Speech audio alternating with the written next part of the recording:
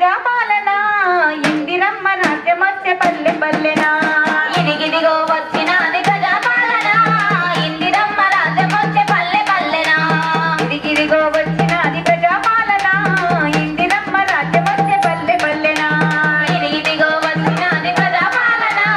ఇందిరమ్మ రాజ్యమొచ్చే పల్లె పల్లెనా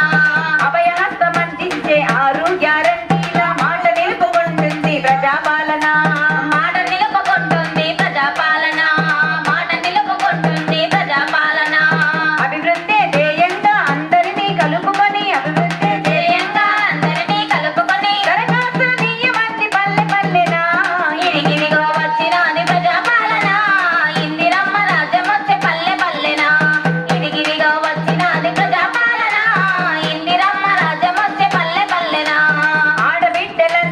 ఆర్టీసీ బస్సుల్లో ఉచితంగా ప్రయాణమే ఇస్తుందన్నా ఉచితంగా ప్రయాణమే ఇస్తుందన్నా ఉచితంగా ప్రయాణమే ఇస్తుందన్నా అర్హులైన వృద్ధులకు నెలకు 4000 వృద్ధులకు నెలకు 4000 చేయూత పథకం నే తెచ్చిందన్నా ఇదిగిదిగో వచ్చినది ప్రజాపాలన ఇందిరమ్మ రాజ్యమొచ్చే పల్లె పల్లెనా ఇదిగిదిగో వచ్చినది ప్రజాపాలన ఇందిరమ్మ రాజ్యమొచ్చే పల్లె పల్లెనా పంట పెట్టుబడి కోసం 15,000 రైతు భరోసా పథకం తెచ్చిందన్నా రైతు భరోసా పథకం తెచ్చిందన్నా రైతు భరోసా పథకం తెచ్చిందన్నా ఇండ్లు లేని పేదోళ్లకు ఇందిరమ్మ ఇండ్లనిచ్చి ఇండ్లు లేని పేదలకు ఇందిరమ్మ ఇండ్లనిచ్చి ఇంటి కలం నిజం చేస్తుందన్నా ఇదిగిదిగో వచ్చినది ప్రజాపాలన ఇందిరమ్మ రాజ్యమొచ్చే పల్లె పల్లెనా ఇదిగిదిగో వచ్చినది ప్రజాపాలన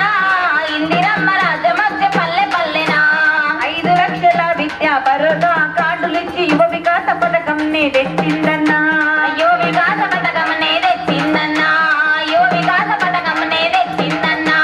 200 యూనిట్లు విద్యుత్తును ఫ్రీగా ఇచ్చి 200 యూనిట్లు విద్యుత్తును ఫ్రీగా ఇచ్చి ప్రజాతి పథకం నే తెచ్చిందన్నా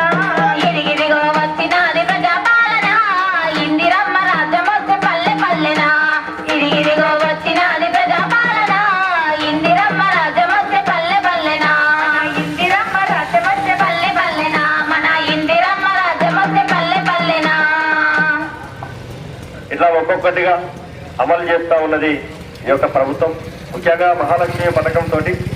ఇవాళ ఉచితంగా ఆర్టీసీ బస్సుల్లో ప్రయాణం అందిస్తూ ఉన్నది. ఇక్కడ ఏ రాష్ట్రం కూడా ఇటువంటి నిర్ణయాలు తీసుకోలే, కానీ